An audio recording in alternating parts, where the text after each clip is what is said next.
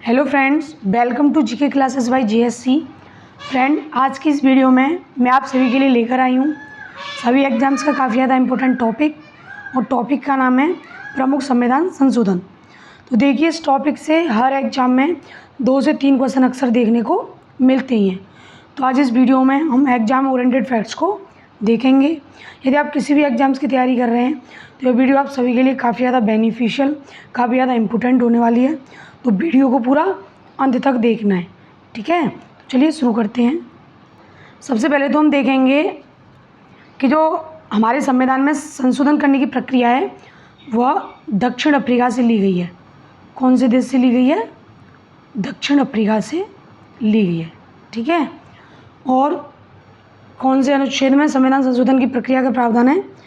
तो अनुच्छेद 368, ठीक है। काफ़ी ज़्यादा इंपॉर्टेंट है, अक्सर पूछा भी जाता है। और इसका भाग है भाग 20, ठीक है। तो भाग 20 में संविधान संशोधन का वर्णन है अनुच्छेद 368 के तहत, और संविधान संशोधन की प्रक्रिया दक्षिण अफ्रीका से ली गई, ठीक है। तो अब देखते हैं प्रमुख संविधान संशोधन। तो सबसे पहले हम देखेंगे प्रथम संविधान संशोधन, जो कि 1951 में हुआ था, ठीक है। और इस संविधान संशोधन के तहत संविधान में 9वीं अनुसूची जोड़ी गई, क्योंकि मूल संविधान में कितनी अनुसूचियाँ थी? 8 अनुसूचियाँ थी मूल संविधान में। तो पहले संविधान संशोधन के तहत 9वीं अनुसूची जोड़ी गई, और इस अनुसूची में भूमि सुधार से संबंधित प्रावधान है, ठीक है। तो चलिए आगे बात करते हैं। अगला है 7वां संविधान संशोधन, काफ़ी ज़्यादा इम्पोर्टेंट है। इसके तहत राज्य पुनर्गठन आयोग का गठन किया गया, और इस आयोग के अध्यक्ष थे फजल अली। तो इस आयोग के अध्यक्ष कौन थे? फजल अली, और इसीलिए इस आयोग को फजल अली आयोग भी कहा जाता है। और जब 7वां संविधान संशोधन हुआ था तो इस समय तक भारत में कुल 14 राज्य और 6 केंद्र शासित प्रदेश थे, ठीक है। और इसी संविधान संशोधन के तहत यह प्रावधान किया गया कि 2 या 2 से अधिक राज्यों के बीच एक ही न्यायालय हो सकता है, ठीक है। और एक और प्रावधान किया गया था कि एक ही व्यक्ति 2 या 2 से अधिक राज्यों का राज्यपाल रह सकता है, ठीक है। पहले ये था कि केवल एक व्यक्ति ही एक समय पर एक राज्य का राज्यपाल रहेगा, लेकिन 7वें संविधान संशोधन के तहत यह कर दिया गया कि एक ही व्यक्ति एक ही समय पर 2 या 2 से अधिक राज्यों का राज्यपाल रह सकता है, ठीक है। चलिए आगे बात करते हैं। बात करें 13वें संविधान संशोधन की, जो कि 1962 में हुआ था। इस संविधान संशोधन से ही नागालैंड को एक राज्य का दर्जा प्राप्त हुआ, ठीक है।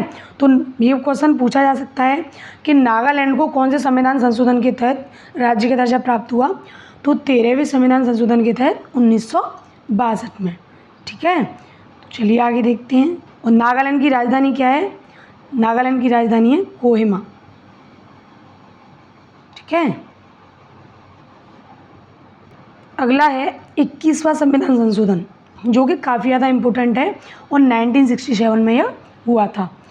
तो जैसा कि हमें पता है कि जो 8वीं अनुसूची है उसमें मूल रूप से 14 भाषाएं सम्मिलित थीं। जो अनुसूचित भाषाएं थीं वो 14 भाषाएं सम्मिलित थीं मूल रूप से। और 21वें संविधान संशोधन के तहत 15वीं भाषा के रूप में सिंधी भाषा को शामिल किया गया, ठीक है। तो 15वीं भाषा कौन सी थी? सिंधी भाषा। कौन से संविधान संशोधन के तहत जोड़ी गई? 21वें संविधान संशोधन के तहत 1967 में, ठीक है। चलिए आगे देखते हैं। अगला है 31वां संविधान संशोधन, जो कि 1972 में हुआ था, ठीक है।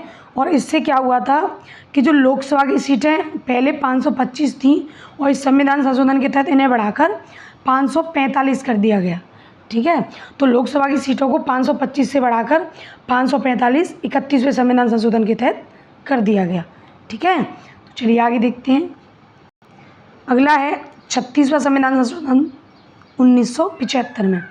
इस संविधान संशोधन से सिक्किम को राज्य का दर्जा प्रदान किया गया, और सिक्किम 22वां राज्य बना। कौन सा राज्य बना? 22वां राज्य बना सिक्किम, ठीक है। चलिए आगे देखते हैं। अगला है 42वां संविधान संशोधन, जो कि काफ़ी ज़्यादा इम्पोर्टेंट है, और अक्सर हर एग्जाम में इससे क्वेश्चन हमेशा मतलब पूछे ही जाते हैं, 42वां संविधान संशोधन। ठीक है, तो यह 1976 में हुआ था, लेकिन इसको लागू कब किया गया? 1977 में। ठीक है, और इस संविधान संशोधन को लघु संविधान कहते हैं, यानी मिनी कॉन्स्टिट्यूशन, क्योंकि इसी संविधान संशोधन से काफ़ी ज़्यादा इम्पोर्टेंट संशोधन हुए। जैसे कि इसके तहत ही प्रस्तावना में संशोधन हुआ, और प्रस्तावना में अब तक केवल एक बार संशोधन हुआ है, जो कि 42वें संविधान संशोधन से। ठीक है, तो प्रस्तावना में इसके तहत 3 नए शब्द जोड़े गए, और वो नए शब्द कौन कौन से हैं? समाजवादी, पंथनिरपेक्ष और अखंडता। ये 3 शब्द 42वें संविधान संशोधन से प्रस्तावना में जोड़े गए। एक और इम्पोर्टेंट बात कि इस संविधान संशोधन से ही जो मूल कर्तव्य हैं उनको जोड़ा गया, क्योंकि मूल संविधान में मूल कर्तव्य नहीं थे, इनको 42वें संविधान संशोधन द्वारा संविधान में जोड़ा गया। और कौन सा भाग था? भाग 4 क। ठीक है, जिसमें कि मूल कर्तव्यों का वर्णन है। और अनुच्छेद कौन सा है? अनुच्छेद 51 क। ठीक है, और मूल कर्तव्य कितने जोड़े गए थे? 10 मूल कर्तव्य जोड़े गए थे, और वर्तमान में कितने? 11। जो 11वां है वो 86वें संविधान संशोधन के तहत जोड़ा गया, जिसके बारे में हम आगे बात करेंगे। ठीक है, और इसी संविधान संशोधन से क्या हुआ कि राज्य में जो राष्ट्रपति शासन है, इसके कार्यकाल को एक बार में 6 माह से बढ़ाकर 1 साल कर दिया गया। मतलब राज्य में पहले राष्ट्रपति शासन एक बार में केवल 6 महीने के लिए लगाया जाता था, फिर 6-6 महीने करके उसकी अवधि बढ़ाई जाती थी। लेकिन 42वें संविधान संशोधन के तहत अब राष्ट्रपति शासन किसी भी राज्य में एक साथ 1 साल के लिए लगाया जा सकता है। ठीक है, तो काफ़ी ज़्यादा इम्पोर्टेंट है, याद रखना है। चलिए बात करते हैं आगे बात करें 42वें संविधान संशोधन के ही बारे में। तो इसके तहत 5 विषयों को राज्य सूची से समवर्ती सूची में स्थानांतरित कर दिया गया। मतलब इन विषयों पर पहले केवल राज्य कानून बना सकता था, लेकिन अब राज्य और केंद्र दोनों कानून बना सकते हैं। ठीक है, तो 5 विषय कौन कौन से हैं? शिक्षा, वन, वन्य जीवों का संरक्षण, नापतोल और न्याय प्रशासन एवं हाई कोर्ट व सुप्रीम कोर्ट के अलावा सभी न्यायालयों का गठन। ठीक है, तो ये 5 विषय ऐसे हैं कि जिन पर राज्य और संघ दोनों कानून बना सकते हैं, लेकिन विवादास्पद स्थिति में जो केंद्र है उसका बनाया हुआ कानून हमेशा सर्वोपरि होगा। ठीक है, तो चलिए आगे बात करते हैं अगले संशोधन के बारे में। बात करते हैं 42वें संविधान संशोधन के बारे में, जो कि 1978 में हुआ था, और ये भी काफ़ी ज़्यादा इम्पोर्टेंट है। ठीक है, और जिस समय यह संशोधन हुआ उस समय तत्कालीन प्रधानमंत्री थे मोरारजी देसाई।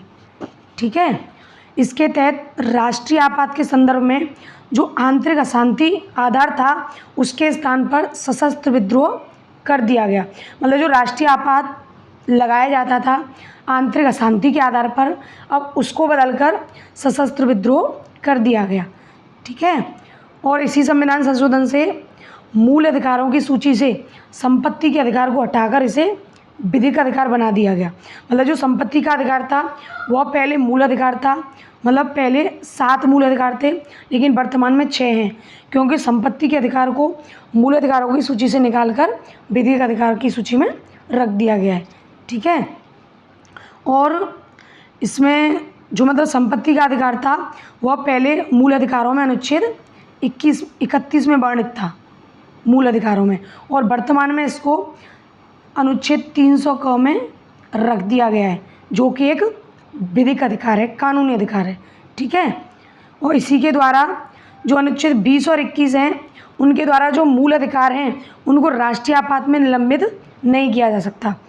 मतलब जब अगर राष्ट्रीय आपातकाल लगाया जाता है तो अनुच्छेद 20 और 21 को छोड़कर जितने भी मूल अधिकार हैं वो सभी निलंबित हो जाते हैं। केवल जो 20 और 21 हैं वो सुचारू रूप से चलते रहते हैं, ये निलंबित नहीं होते आपातकाल की स्थिति में भी। ठीक है, तो ये तीनों फैक्ट काफ़ी ज़्यादा इम्पोर्टेंट हैं, ध्यान रखनी है। चलिए आगे देखते हैं। अगला है 52वां संविधान संशोधन, जो कि 1985 में हुआ था। ठीक है, और इस संविधान संशोधन को दल बदल विरोधी विधि के रूप में भी जाना जाता है, दल बदल विरोधी विधि के रूप में। ठीक है, और इसी संविधान संशोधन के तहत संविधान में 10वीं अनुसूची को जोड़ा गया। 9वीं कब जोड़ी गई? पहले संविधान संशोधन के तहत, और 10वीं 52वें संविधान संशोधन के तहत 1985 में। और इस अनुसूची में जो दल विरोधी कानून है उसका प्रावधान है। ठीक है, चलिए आगे देखते हैं। अगला है 56वां संविधान संशोधन जो कि 1987 में हुआ था, और इसके तहत गोवा को राज्य का दर्जा दिया गया। और गोवा कौन से नंबर का राज्य बना? 25वें नंबर का। कौन से नंबर का? 25वें नंबर का। तो यह क्वेश्चन पूछा जा सकता है कि गोवा को भारत के कौन से नंबर का राज्य का दर्जा प्राप्त है? तो 25वें नंबर का। ठीक है, चलिए आगे देखते हैं। अगला है 61वां संविधान संशोधन 1989। काफ़ी ज़्यादा इम्पोर्टेंट है क्योंकि इससे प्रश्न पूछा गया है। ठीक है, इसके तहत क्या हुआ कि जो लोकसभा और राज्य विधानसभाओं के जो चुनावों में जो मत डालने की, जो वोट देने की उम्र है उसको 21 से घटाकर 18 वर्ष कर दिया गया। मतलब पहले वोट डालने की उम्र कितनी थी? 21 वर्ष, लेकिन 61वें संविधान संशोधन के तहत इसको कम करके 18 वर्ष कर दिया गया। मतलब वर्तमान में जिस किसी भी व्यक्ति की 18 वर्ष की आयु है उसको वयस्क मताधिकार का, मतलब उसको वयस्क मत देने का अधिकार है। ठीक है, और यह संशोधन कौन से अनुच्छेद में हुआ? अनुच्छेद 326 में हुआ। ठीक है, तो वर्तमान में वोट देने की आयु कितनी है? 18 वर्ष। कौन से संविधान संशोधन के तहत हुई? 61वें संविधान संशोधन के तहत। ठीक है, काफ़ी ज़्यादा इम्पोर्टेंट है। चलिए आगे देखते हैं।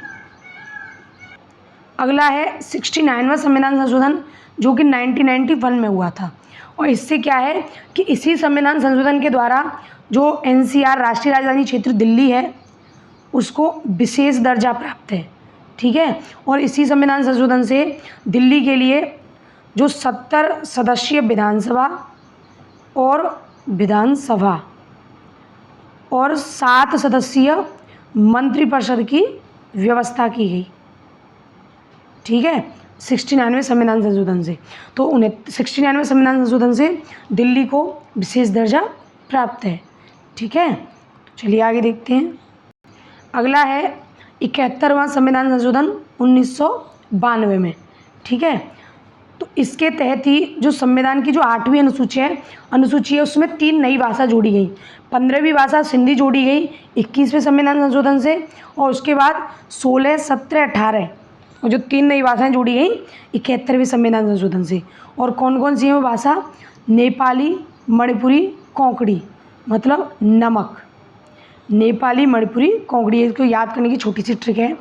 और इसके साथ ही संविधान में अनुसूचित भाषाओं की संख्या बढ़कर 18 हो गई। ठीक है, तो ये 3 नई भाषाएं जोड़ी गई 71वें संविधान संशोधन से। काफ़ी ज़्यादा इम्पोर्टेंट है, ध्यान रखना है। ठीक है, तो चलिए आगे देखते हैं। अगला है 73वां संविधान संशोधन 1992। काफ़ी ज़्यादा इम्पोर्टेंट है। ठीक है, इसको 24 अप्रैल 1993 को लागू किया गया, इसीलिए 24 अप्रैल को पंचायती राज दिवस भी मनाया जाता है। कौन सा दिवस? पंचायती राज दिवस। ठीक है, और यह इसके तहत संविधान में 11वीं अनुसूची जोड़ी गई। हमने 9वीं अनुसूची को देखा, 10वीं अनुसूची देखा, और 11वीं अनुसूची 73वें संविधान संशोधन के द्वारा जोड़ी गई।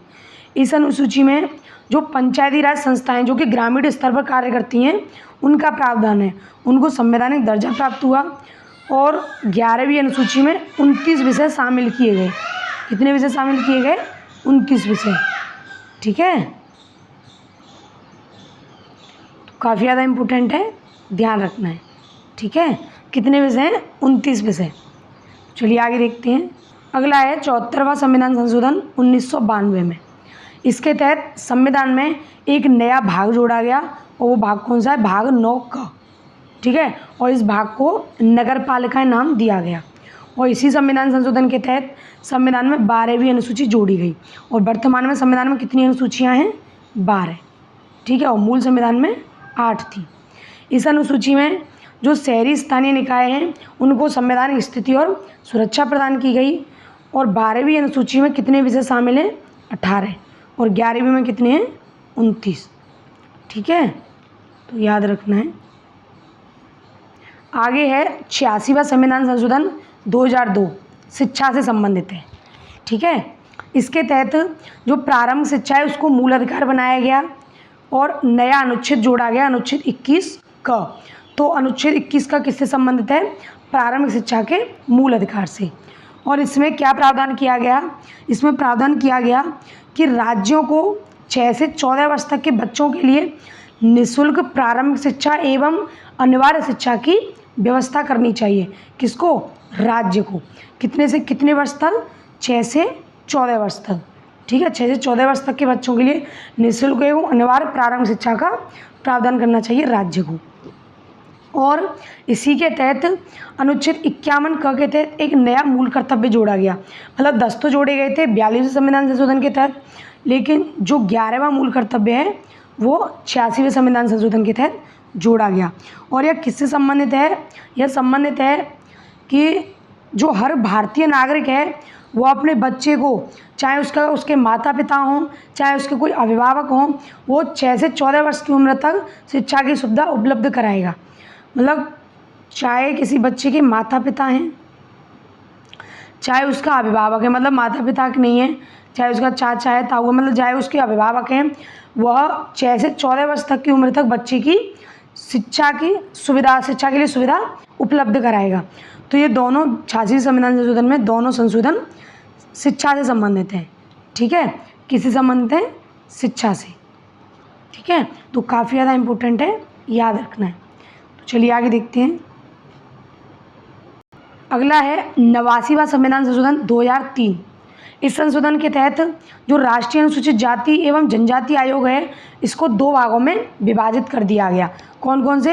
राष्ट्रीय अनुसूचित जाति आयोग एवं राष्ट्रीय अनुसूचित जनजाति आयोग। और पहले जो ये दोनों आयोग थे वो संयुक्त रूप से अनुच्छेद 338 में वर्णित थे, लेकिन जब दोनों को अलग अलग कर दिया गया तो जो राष्ट्रीय अनुसूचित जाति आयोग है उसका तो वर्णन अनुच्छेद 338 क में है, और जो राष्ट्रीय अनुसूचित जनजाति आयोग है उसका वर्णन अनुच्छेद 338 ख में वर्णन है। ठीक है, तो याद रखना है, काफ़ी ज़्यादा इम्पोर्टेंट है। तो चलिए आगे बात करते हैं। अगला है 91वां संविधान संशोधन 2003 में। इस संशोधन के तहत जो केंद्रीय मंत्रिपरिषद में प्रधानमंत्री समेत जो मंत्रियों की अधिकतम संख्या होती है वो लोकसभा की कुल संख्या के 15% से अधिक नहीं होगी। मतलब जो मंत्रिपरिषद में जितने मंत्री होते हैं उनकी संख्या लोकसभा में जितने सदस्य हैं उनकी संख्या के 15% से अधिक नहीं होगी, और इसमें प्रधानमंत्री भी शामिल होगा। ये नहीं कि 15% से अलग प्रधानमंत्री होगा, नहीं, 15% में ही प्रधानमंत्री भी शामिल होगा। ठीक है, तो मंत्रियों की संख्या, मंत्रिपरिषद की संख्या लोकसभा की कुल सदस्य संख्या के 15% से अधिक नहीं होगी, जिसमें प्रधानमंत्री भी शामिल होगा। ठीक है, चलिए आगे देखते हैं। अगला है 92वां संविधान संशोधन 2003। इस संशोधन के तहत जो संविधान की 8वीं अनुसूची है उसमें 4 अन्य भाषाएं जोड़ी गई। हमने 15वीं भाषा को देखा, 16, 17, 18वीं भाषा को देखा, अब 19, 20, 21, 22। तो वर्तमान में संविधान में कितनी अनुसूचित भाषाएं हैं? 22। ठीक है, तो 4 भाषाएं जोड़ी गई 92वें संविधान संशोधन से। कौन कौन सी हैं? बोडो, डोंगरी, मैथिली और संथाली। इसकी एक छोटी सी ट्रिक है, बो डो मास। ठीक है, और इसके साथ ही संविधान में अनुसूचित भाषाओं की कुल संख्या 22 हो गई। तो अब कोई पूछे, अगर पूछा जाए कि संविधान में वर्तमान में टोटल 8वीं अनुसूची में कितनी भाषाएं हैं, तो 22। ठीक है, तो चलिए आगे देखते हैं। अगला है 97वां संविधान संशोधन जो कि 2011 में हुआ था। ठीक है, इस संशोधन के तहत जो सहकारी समितियां हैं उनको एक संवैधानिक स्थान एवं संरक्षण प्रदान किया गया। किसको? सहकारी समितियों को। ठीक है, तो चलिए आगे देखते हैं। अगला है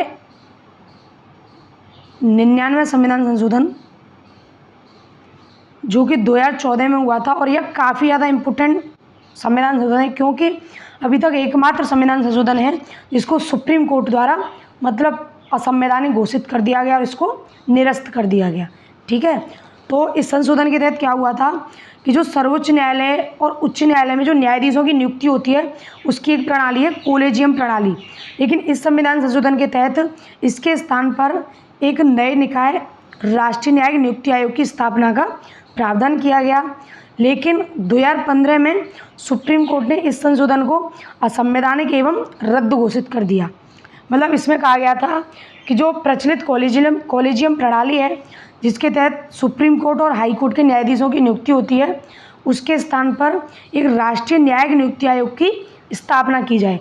लेकिन सुप्रीम कोर्ट ने क्या किया कि इसका आधार भी बिल्कुल हटा दिया और इसको रद्द कर दिया।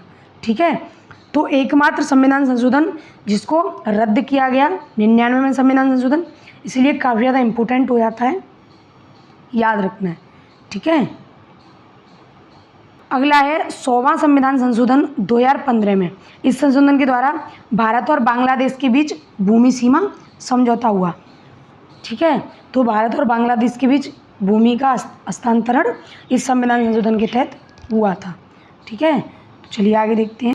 अगला है काफ़ी ज़्यादा इम्पोर्टेंट है 101वां संविधान संशोधन, जो कि 2016 में हुआ था, लेकिन यह लागू कब हुआ था? 1 जुलाई 2017 को। और इस संशोधन से देश में वस्तु और सेवा कर के शासन की शुरुआत की गई, मतलब GST, goods and service tax. तो GST का प्रावधान किया गया 101वें संविधान संशोधन से। और GST एक कैसा कर है? एक इनडायरेक्ट कर है, मतलब इनडायरेक्ट टैक्स है, अप्रत्यक्ष कर। ठीक है, तो GST का प्रावधान 101वें संविधान संशोधन के तहत किया गया। चलिए आगे देख। अगला है 103वां संविधान संशोधन, जो कि 2019 में हुआ था। ठीक है, और इसके तहत क्या प्रावधान किया गया कि जो आर्थिक रूप से कमज़ोर वर्ग है, मतलब जो EWS हैं, इकोनॉमिक वीकर सेक्शन, जो आर्थिक रूप से कमज़ोर वर्ग हैं, उनकी उन्नति के लिए 10% सीट आरक्षित कर दी गई। कौन से संविधान संशोधन से? 103वें संविधान संशोधन से। ठीक है, तो EWS के लिए 10% सीटों का आरक्षण 103वें संविधान संशोधन के तहत किया गया। ठीक है, इनकी उन्नति के लिए। तो चलिए आगे देखते हैं। अगला है 104वां संविधान संशोधन, जो कि 2019 में हुआ था। और इस संविधान संशोधन से जो अनुसूचित जाति और अनुसूचित जनजाति, मतलब जो ST और जो ST हैं, उनके आरक्षण को 10 वर्ष बढ़ा दिया गया। ठीक है, मतलब पहले इसमें बढ़ोतरी हुई थी 2010 में 2020 तक 10 वर्ष के लिए, और फिर 2019 में, जो कि 2020 से लागू हुआ, इसमें 10 वर्ष के लिए बढ़ाकर इसको 2030 तक कर दिया गया। ठीक है, इनके आरक्षण को। और इसी संविधान संशोधन से जो लोकसभा और राज्य विधानसभाओं में जो एंग्लो इंडियन का प्रतिनिधित्व है, उसको समाप्त कर दिया गया। मतलब जो लोकसभा में एंग्लो इंडियन का प्रतिनिधित्व था 2 सीटों का, और राज्य विधानसभाओं में एंग्लो इंडियन का प्रतिनिधित्व था 1 सीटों का। तो लेकिन 104वें संविधान संशोधन से इन सीटों को समाप्त कर दिया गया। ठीक है, चलिए आगे देखते हैं। हमारा अगला और अंतिम संविधान संशोधन है 106वां संविधान संशोधन, जो कि नवीनतम है और काफ़ी ज़्यादा इम्पोर्टेंट है, और यह नारी सशक्तिकरण से भी संबंधित है। तो यह महिला आरक्षण से संबंधित है। और इस अधिनियम को, यह जो संविधान संशोधन का जो अधिनियम आया था, इसको नाम दिया गया नारी शक्ति वंदन अधिनियम। ठीक है, और इसी संशोधन से जो लोकसभा और राज्य विधानसभाओं और दिल्ली विधानसभा में महिलाओं के लिए 33% सीटों का आरक्षण किया गया। ठीक है, लेकिन यह संविधान संशोधन है वो अभी लागू नहीं हुआ है, यह 2026 के बाद लागू होगा, क्योंकि 2026 के बाद जो परिसीमन है, जो परिसीमन आयोग है, उसके द्वारा परिसीमन किया जाएगा, और उसके बाद ही इस संविधान संशोधन को, मतलब इस आरक्षण को लागू किया जाएगा। ठीक है, बता दें आपको कि जो स्थानीय निकाय हैं, जैसे कि पंचायत हो गया, नगर पालिका हो गया, उनमें पहले से ही महिलाओं के लिए 33% सीटों का आरक्षण है, लेकिन अभी तक लोकसभा और राज्य विधानसभाओं में ये आरक्षण नहीं था। काफ़ी सारे जो हमारी पहले की सरकारें थीं, उन्होंने संशोधन करने की कोशिश की, लेकिन कभी पारित नहीं हो पाता था, कभी कुछ और अड़चन आ गई, ऐसे करके यह रह गया। लेकिन आखिरकार 2023 में यह संशोधन पूर्ण हो गया। ठीक है, तो काफ़ी ज़्यादा इम्पोर्टेंट है, ध्यान रखना है। तो ये था हमारा आज का टॉपिक, संविधान के प्रमुख संशोधन। अगर वीडियो पसंद आई हो तो वीडियो को लाइक करें और ज़्यादा से ज़्यादा वीडियो को शेयर करें, जिससे कि और भी लोगों को इसका बेनिफिट मिल सके।